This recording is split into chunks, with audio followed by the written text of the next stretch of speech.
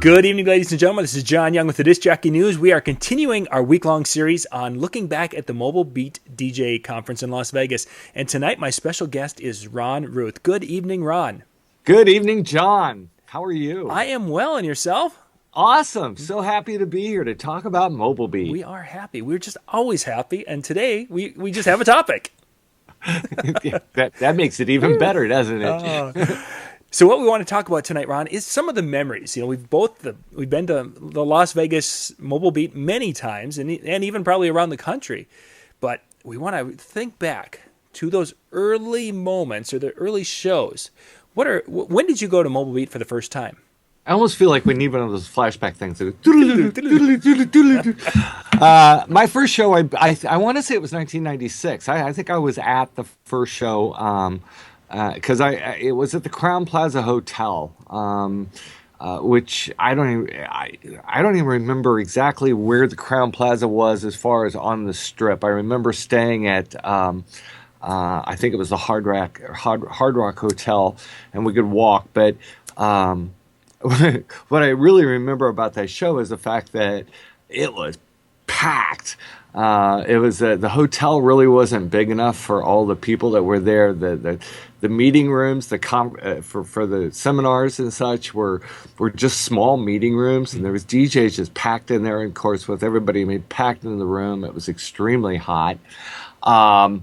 I remember, and the exhibitors were set up in the lobby. I seem to recall, and I could be wrong, but I seem to recall that the lobby was an awful lot like an Embassy Suites type lobby, the very open lobby, and they had all the exhibitors set up out there, and they had a real issue with fog machines setting off the fire alarm, so they were constantly evacuating and then bringing people back in. And I think eventually it got to a point where the fire department got tired of coming. And again, I'm just speculating that perhaps they probably told them to quit doing that because it was just an ongoing daily thing that here, all of a sudden the alarms were going off again. So.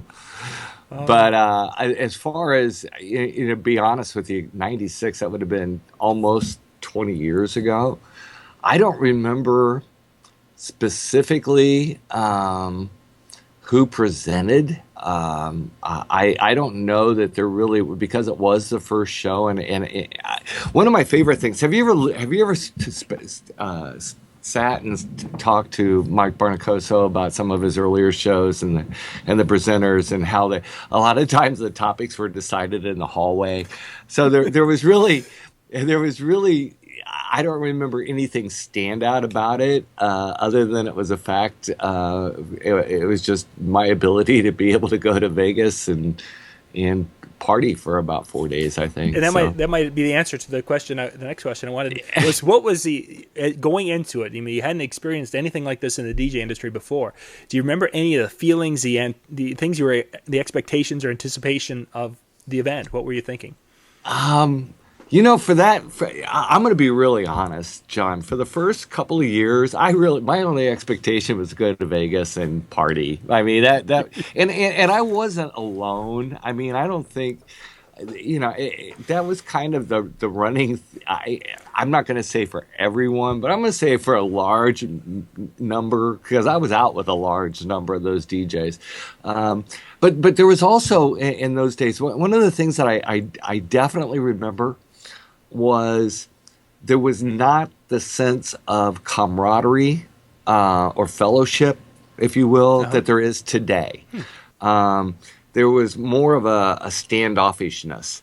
And I think part of that goes to, for at least, I don't know, even after it moved to the Trop a few years later, a lot of the DJs would go and they all had satin jackets with their names on the back. So it was like gang members, we were all in our own little gang. And because there had never been, and I don't recall any specific skill training at that performance training, I should say, at that particular conference. So everybody kind of thought that they were already better. And I'll be honest, I was one of those people, man. I'm better than those people. Yes. I mean, my satin jacket's much cooler than theirs, so I have to be better than they are, you know. So it wasn't. In the beginning, it was very awkward. It was like, for at least for me, and that it was like going to a new school, and not knowing anybody, and having but in this case, everybody had their own little cliques. Yes.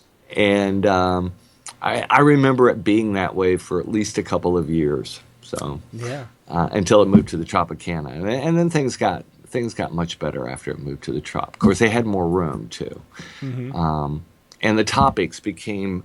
There was more performance-based topics that you could go to, and you learned all the different dance moves of the time, and how many ways can you do the electric slide? I mean, there must have been a dozen ways of being able to do the electric slide. One of my favorite stories is that in those days, God, you're just aging us, aren't you? Because I was there too. So now you're just. It wasn't, and 20 years was not that long ago, really. I mean, in the scheme of things, that was yesterday. Yeah. But in the 90s, in the latter part of the 90s, my company at that time, I started my business in 1990, so my company was only about 6 or 7 years old, and to be honest, I think I was like most DJs that came into this business at that time, and probably still true today. DJing was just DJing. You didn't really think of it as a business. I mean, you made money, yeah, but it was just DJing, and so. I remember that the thing towards about the middle 90s, every presenter I saw, it seems like I remember them. Every bride wants an interactive DJ. So you have to get out on the dance floor and do the electric slide, or you have to get out on the dance floor and do the chicken dance. We even had props for the chicken. God, that's embarrassing to remember. Having props for the chicken dance, props for the YMCA. You had to do the YMCA, and there was a little story you told before you did it, and oh my God.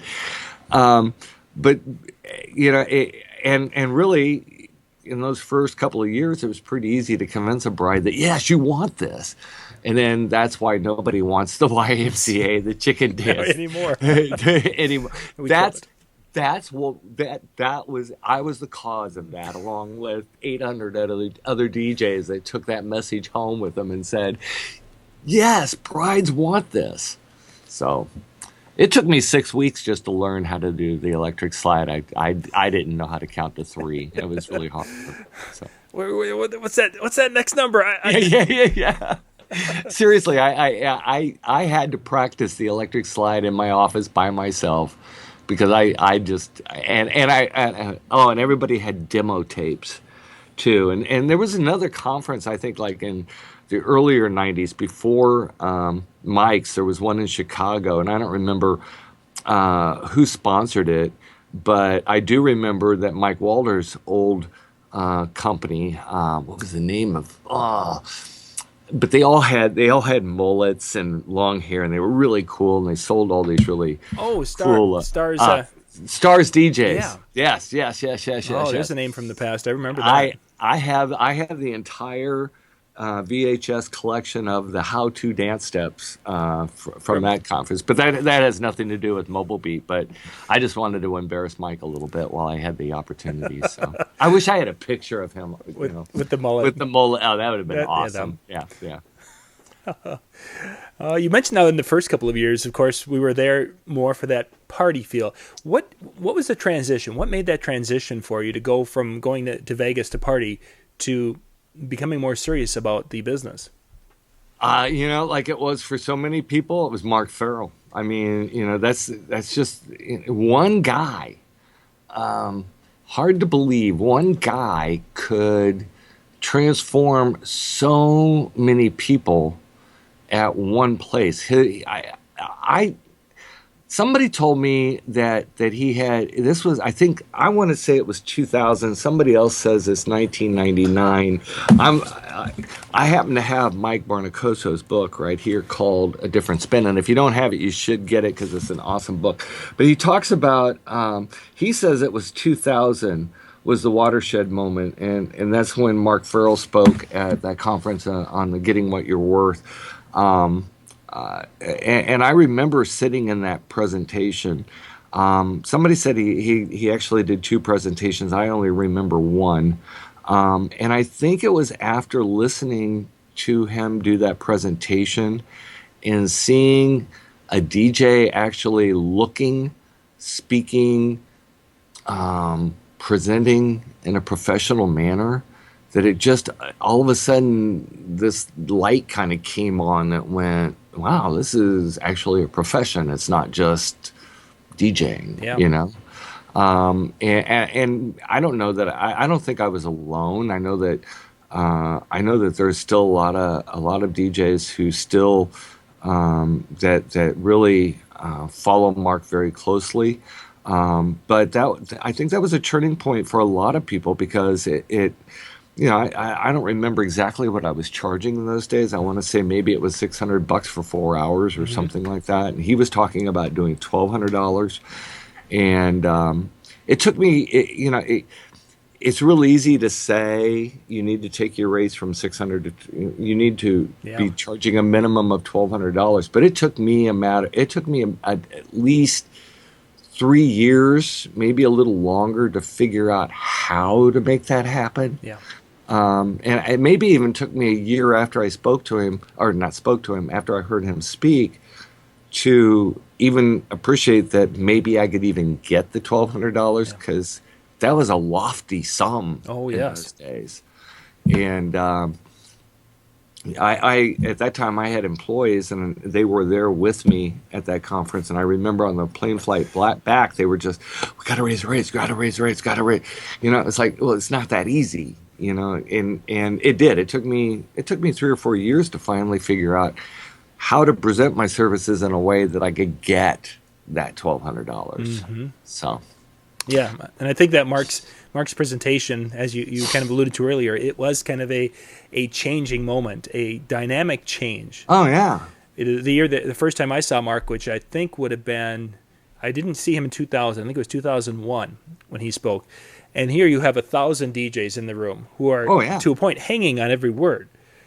And when he has everyone stand up and raise your right hand and do that, and transformational really is what the best way to describe it. Except for that select few who are over there in the corner where you can never do that. Oh my God! It started a revolution. I mean, it was like DJ against DJ, brother against brother. I mean, good Lord, there's these people that thought you're ripping off the client if you charge them $1,200, and then there was other people that were saying you're a bottom feeder if you don't charge $1,200. I mean, it was nasty for years that followed. For at least 4 or 5 years after that, just if you weren't charging $1,200, and you just weren't even a professional.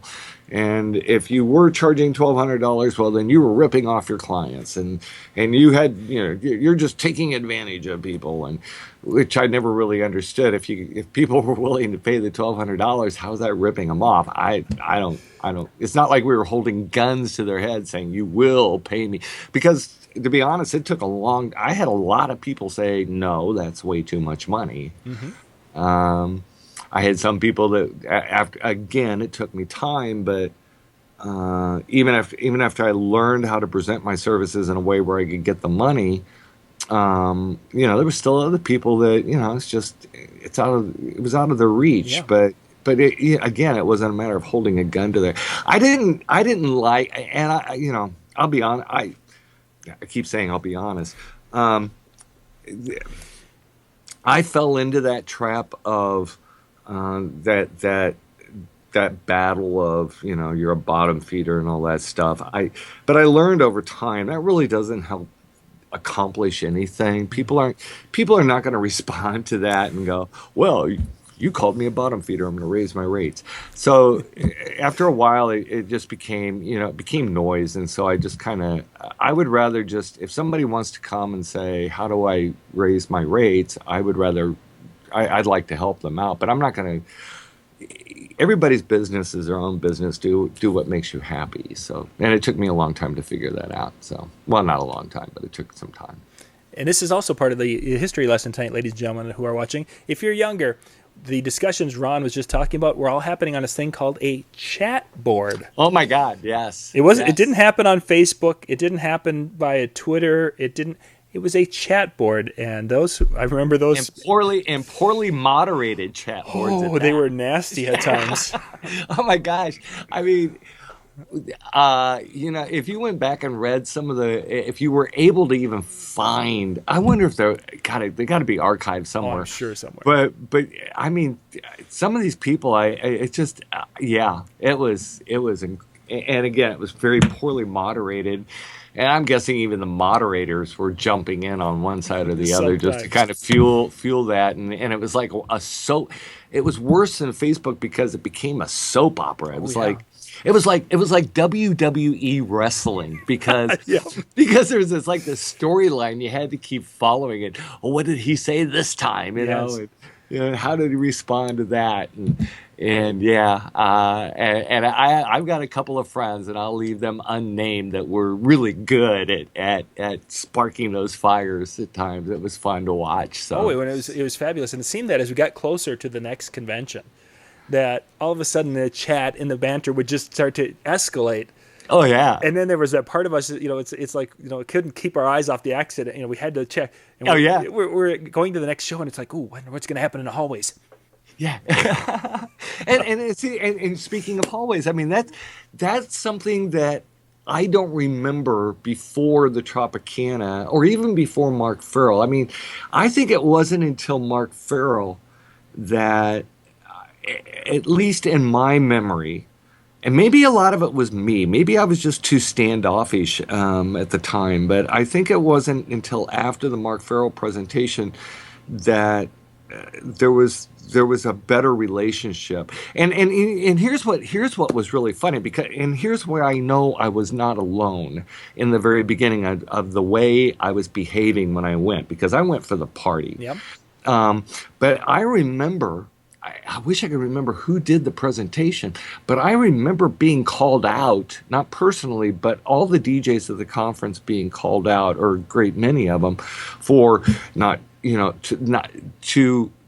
perpetuating the perception that we were nothing more than part-timers because we went to this conference in jeans and t-shirts and our silk jackets, and we swore and we got drunk and we did it in front of everybody else, in front of other guests that may be staying at the hotel, and how that just perpetuated the perception that we weren't worth anything. Yeah.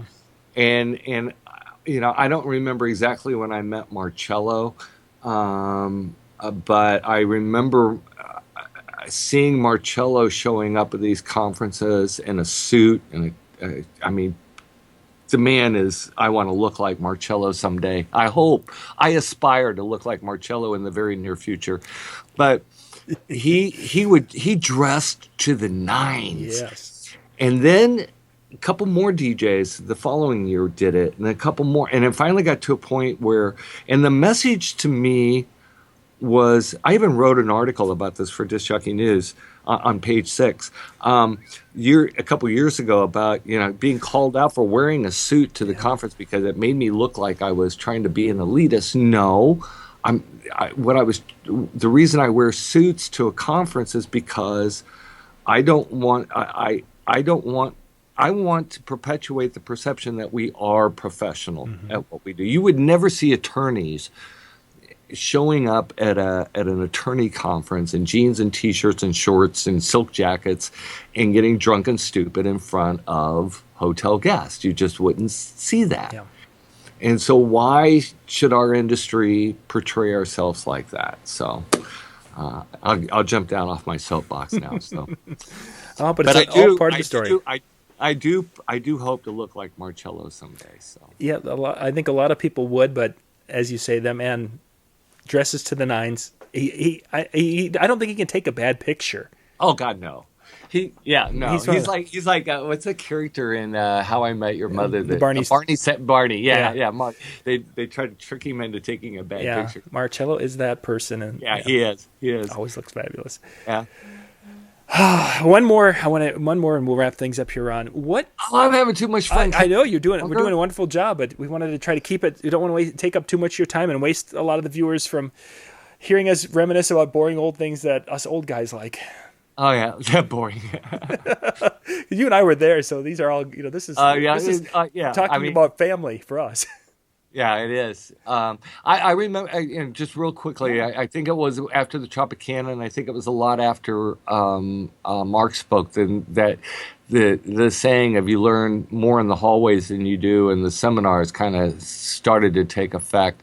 I don't know that that's true today because the presenters that Mobile Beat provides are much more prepared and articulate and knowledgeable. That's the word I'm looking for. Knowledgeable in what they're presenting on. And so, you learn as much in the conference room as you do in the hallway. But today, what happens in the hallways are relationships. And that's what I was saying before, at least to me, and Mike Buonaccorso may disagree with me, but to me, in my mind, the real camaraderie, the real fellowship of going to a conference, one of these conferences, didn't start until after Mark.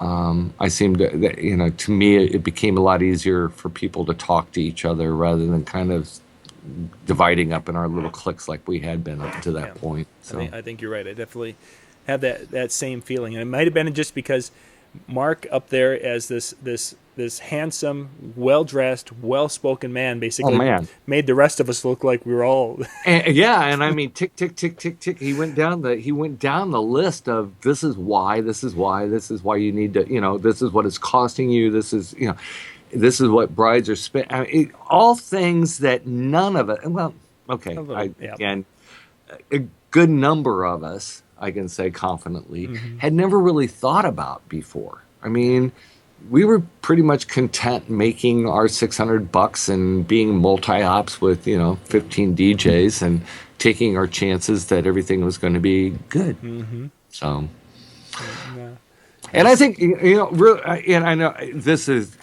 of course, none of our conversations are planned. So, but I want to push Mike's book again, because I think for those who really, if you're a younger DJ, I hate you. But if you're a younger DJ and you really want to know the history, pick up Mike's book. I'm not even sure how to get it anymore, but I'm sure that if you send Mike Buonaccorso a Facebook message or something, I'm sure that he would help you get it, because there's all sorts of cool stuff in here about how Mobile Beat even began and then everything up to the conference and kind of like the advent of all the different kinds of equipment that we've become accustomed to. Back in the day, everything now is LED. I've still got lighting effects that are 300 watt, and nobody wants them. Not so much. But they can go out to mobilebeat.com and they have a bookstore that will carry this book along with, an incredible amount of resources out there. So absolutely, wonderful book. I purchased that book and I have read through that actually a couple of different times, and like we did for today, we went and used it as a reference to go over. had to get the dates right. Exactly, we want to make sure. And I'll reference some of this in my next article on page 6. Disc Jockey News. Yeah, and that can be found out, discjockeynews.com. Check it out on page 6. One last thing, Ron, before I let you go. As we get ready to go to the next show in February, what are kind of a highlight thing that you look forward to now at shows when you go today? Well, I'm really excited about this next show because I'm seeing this Mobile Beat show is going to be, from what I've seen, is going to be far different than any show that we've seen in the past. I mean, I've seen Brian Dodge present before. I believe he's presenting at this conference, and I'm dying to see him again. He's an awesome presenter. Penn Jillette will be there. Yeah, Penn will be there. Carr Hagermann. We Carr. Oh my gosh, Carr Hagermann, who used to tour with the presenting on the books Fish. Yep. If you've never read the books Fish, but he would present on those. He's amazing. I've seen him present before. I think what's amazing about this particular, what I'm most excited about is to see if this turns the corner, just like Mark Ferrell kind of helped turn the corner for the industry in 2000. I'm dying to see if the new things that they're trying this year will help another major churn in the industry. I think it'd be awesome if it did. It's an all-star list of presenters. And there's no possible way you can go wrong. And going to Mobile Beat, or DJs are spoiled. We have it so easy. You can go to a conference for like $250. If you buy it early, you can get it for like $90 or $99. Conferences for photographers, videographers, caterers, they're into almost the thousands of dollars. To go to the Wedding MBA is like $500. I mean, if you're going to make an investment in your company, what better way than to spend $250 for 3 days? $350, you could not have anybody present. All the relationships that you could garner during that period of time would be well worth the $300. For sure. The mentoring you can get out of that. Yeah. It's just, so I'm really excited about it, John, if you can't tell. As am I, and I'm looking forward to this show. It should be a great time. Yeah. Ron, I want to thank you for your time. It was a great walk down memory lane. Oh, it was. It was a lot of fun, and I can't wait for the next time that we have a conversation. And go buy Mike's book, everybody. Yep, mobilebeat.com. You can pop out to the Mobile Beat website, and they'll have information at the top. It has the Las Vegas show there. Click on that. The schedule's up, which has the full list, of course. The ones Ron and I have seen before with Carr and with Brian, those are the ones we're excited about because we've seen them before. Penn, we know, but there's a whole list of quality presenters at this year's show. But he's going to make you disappear, I heard. I hope not. My wife she's got chores for me to do when I get home. Oh, okay. So never mind. We'll pass on. Great stuff. So again, check it out, mobilebeat.com. Check it out. They've got only a few days left in getting the discounted pass. So you want to make sure you do that before January 1st. So Ron, one more time, thank you, and we'll be in touch. My pleasure, John. And we'll see you in February. You too. All right. This is John Young with the Disc Jockey News. Good night.